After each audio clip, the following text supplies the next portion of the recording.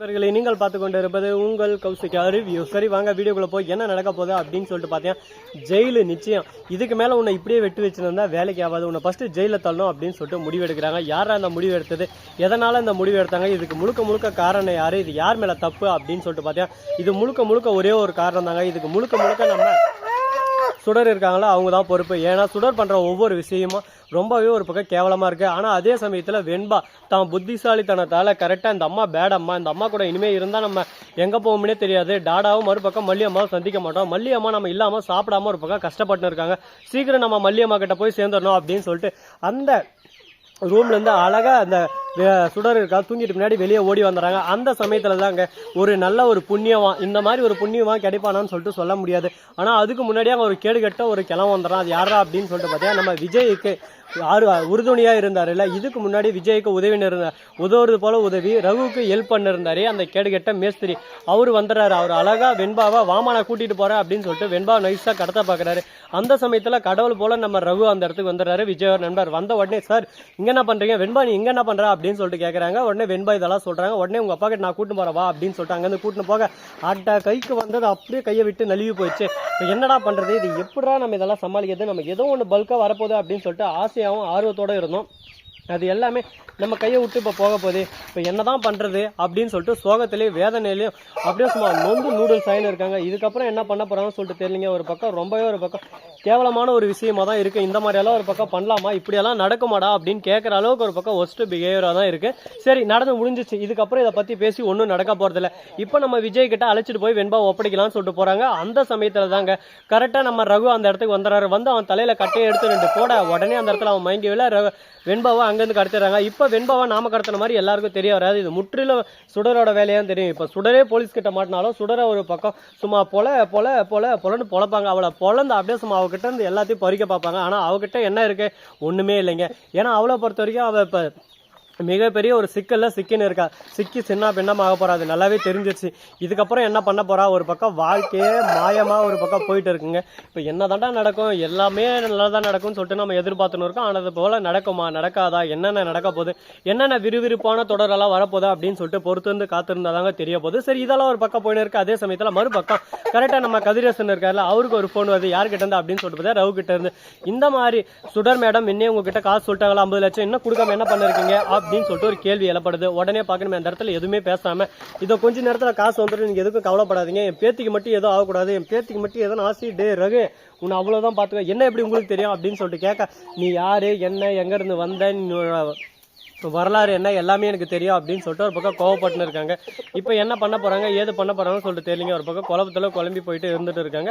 இதுக்கப்புறம் வேற ஏதோ பிரச்சனை வராதா, இந்த அசம்பாவிதம் இப்படியே தான் கண்டினியூ ஆக போதா அப்படின்னு சொல்லிட்டு பார்த்தியா, அதுதாக இல்லை. ஏன்னா இவங்க பண்ண தவறு எல்லாமே ஒரு பக்கம் எல்லாருக்கும் தெரிற மாதிரி உரைக்க சொல்லிட்டாங்க. இதுக்கு மேலே இவங்க இதுல இருந்து தப்பிக்க முடியாது, மாட்டியாச்சு. இந்த மாட்ட பிரச்சனை இருந்து நம்ம தப்பிக்கணும்னா அதுக்கு ஃபர்ஸ்ட் என்ன பண்ணணும், அதுக்கு என்ன வழி இருக்கு அப்படின்றத நம்ம கண்டிப்பா யோசிச்சு சிந்திச்சு செயல்பட்டாகணும். எந்த ஒரு விஷயத்தையும் நம்ம அரைகுறையா தெரிஞ்சுக்கிட்டு எதனா ஒன்று பண்ணோம்னா லாஸ்ட்ல அது பிளாப்ல தான் போய் முடியும். அதனால முடிஞ்ச வரைக்கும் எப்படியாவது போலீஸோட உதவியோட நம்ம இந்த இடத்துல பண்ணிடணும் அப்படின்னு சொல்லிட்டு முற்றிலும் இருக்காங்க. நம்ம வெண்பாவை காப்பாத்தின்னு வந்துட்டாரு அப்படின்னு சொல்லிட்டு ஒரு சந்தோஷமா ஒரு பக்கம் இருந்தாலும் சோகமும் ஒரு பக்கம் வேதனையும் ஒரு பக்கம் இருக்கு. இப்ப என்னடா நடக்க போகுதுன்னு சொல்லிட்டு தெரியாம வேதனையில கூடி குறுகி போய் உட்காந்து இருக்காங்க. இதுக்கப்புறம் எந்த ஒரு வேதனையும் வராது. சரி முடிஞ்ச வரைக்கும் நல்லதே நடப்போம், நல்லதே நடக்கும்னு சொல்லிட்டு சொல்லுவாங்களா, அது போல தாங்க எங்கள் பழமொழிப்படி போயிட்டு இருக்கு.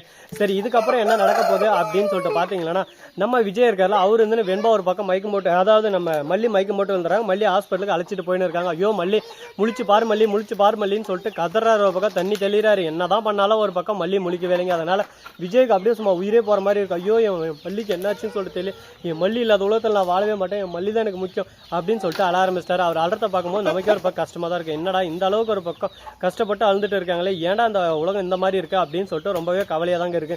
என்னதான் ஒரு பக்கம் கவலை, வேதனை, துக்கம், துயரம் எல்லாமே வந்தாலும் எல்லாத்தையும் ஒரு பக்கம் தாங்கிக்கிற பக்குவத்தை வளர்த்து வச்சுன்னு இருக்காங்க. அதனால எந்த ஒரு பயமும் இல்லை. இந்த பயமும் நிதானம் எல்லாமே சேர்த்து வச்சு இவங்களை அடிக்க போதா, என்ன பண்ண போகுது, ஏது பண்ண போகுது அப்படின்ற விஷயங்க கூடிய விரைவில் கூடிய சீக்கிரம் நீங்க கண் கூட தெரிஞ்சுக்க தான் போறீங்க. சரி இதெல்லாம் ஒரு பக்கம் போயின்னு இருக்கா, மறுபக்கம் என்ன நடக்குது அப்படின்னு சொல்லிட்டு பாத்தீங்கன்னா, கரெக்டா நம்ம விஜய் இருக்காருல, அவர் என்ன பண்ண ஒரு விஷயம் இங்க மிகப்பெரிய ஒரு முற்றுப்புள்ளியா வந்திருக்குங்க. அப்படி என்னடா பிரச்சனை வந்துச்சு, அப்படி என்ன ஆச்சு அப்படின்னு சொல்லிட்டு பார்த்தீங்கன்னா, அதுக்கு முன்னாடி கரெக்டாக நம்ம அதாவது நம்ம தலைவன் விஜய் இருக்கார்ல அவர் இருந்துன்னு போய் போலீஸ் ஸ்டேஷனில் மீண்டும் கேட்டுன்னு இருக்காங்க, என்னாச்சு சார், ஏதாச்சும் சார், என் வெண்பாவை கண்டுபிடிச்சிங்களா இல்லையா, என்னதான் ஆக்ஷன் எடுத்துன்னு இருக்கீங்க, எந்த ஒரு ஆக்ஷனும் இல்லாமல் இருக்கீங்களே, நீங்கள் பண்ணுறதெல்லாம் பார்த்தா எனக்கு பயமாக இருக்குது, என்னோட வெண்பாவுக்கு மட்டும் எதனா ஆச்சு அடுத்த செகண்ட் நான் என்ன பண்ணுவேனே தெரியாது, உங்ககிட்ட கம்ப்ளைண்ட் கொடுத்து எவ்வளோ நல்லது அப்படின்னு சொல்லிட்டு கோவப்படுறாரு. பக்கம் அந்த போலீஸ் வந்து திட்ட வராரு, ஐயோ சார் கொஞ்சம் கம்முன்னு இருங்க சார், அவர் பெற்றவர் அந்த ஆதங்கத்தில் அவர் பேசுகிறாரு, அவர் பேசுறதெல்லாம் நம்ம பெருசு எடுத்துலாமா பாருங்கள், இதுக்கப்புறம் என்ன பண்ணலாம் ஏது பண்ணலாம் நம்ம யோசிச்சாகணும் சிந்திச்சாகணும், அதை விட்டு இதே ஒரு பிரச்சனையை வச்சுன்னு நாம் இதுவே ஒரு பக்கம் அதிகமான பிரச்சனைன்னு சொல்லிட்டு நம்ம நினச்சின்னு போகக்கூடாது, அப்படி போனால் அது நம்மளோட முட்டாள்தனம் அப்படின்னு சொல்லிட்டு பேசினிருக்காங்க. இதுக்கப்புறம் என்னென்ன பண்ண போகிறாங்க, ஏது பண்ண போகிறாங்க, எப்படியெல்லாம் கொண்டு போக போகிறாங்க அப்படின்ற நிறைய இன்ட்ரெஸ்டிங் நிறைந்த தகவலை தான் நீங்கள் இந்த வீடியோவில் பார்த்து தெரிஞ்சுக்க போறீங்க. அது மட்டும் இல்லாமல் நம்ம வெண்பா குட்டி இருக்காங்களா, அவங்க இருந்து திரும்ப எப்படியாவது தப்பிச்சு வந்துடலாமா, தப்பிக்கிறதுக்கான தருணம் நம்மளுக்கு கிடைக்குமா, நேரம் கிடைக்குமா அப்படின்னு சொல்லிட்டு காத்துன்னு இருக்காங்க. காத்துன்னு இருக்கிறதுக்கான வாய்ப்புகள் கிடைக்குமா கிடைக்காதா, என்ன பண்ண போறாங்க ஏது பண்ண போறாங்க, நம்ம மல்லி மீண்டும் கண் முழிப்பாங்களா இல்லை சுயநினைவை இழந்துட்டாங்களா, இந்த சுடர் எழுந்துச்சு என்ன பண்ண போறா, ஐயோ வெண்பாவை காணுமேன்னு சொல்லிட்டு பரபரப்பா ஒரு பக்கம் பயத்தோட எல்லா பக்கம் தேடுவாங்களா அப்படின்னு சொல்லிட்டு பல கேள்விகள் ஒரு பக்கம் மனசுக்குள்ள ஓடிக்கிட்டு தான் இருக்கு. இந்த கேள்விகளுக்கான பதில் நம்ம கிட்ட இருக்கா இல்லையா அப்படின்ற விஷயத்தை தான் நீங்க கூடிய சீக்கிரம் பார்த்து தெரிஞ்சு போறீங்க. இந்த வீடியோ பிடிச்சிருந்தா லைக் பண்ணுங்க, கமெண்ட் பண்ணுங்க, ஷேர் பண்ணுங்க, டிண்டிங் மேல தட்டி விட்டு போங்க. அப்பதான் நான் போற அடுத்த வீடியோ உங்களுக்கு உடனே நோட்டிபிகேஷன்ல வந்து கொண்டே இருக்கும். மிக்க நன்றி, தேங்க்ஸ் ஃபார் வாட்சிங், டாடா, see you, நன்றி, வணக்கம், வந்தனம், பர்கத் தருக. அப்போ கால் மேல உழப்போகுதுடா சேட்டு.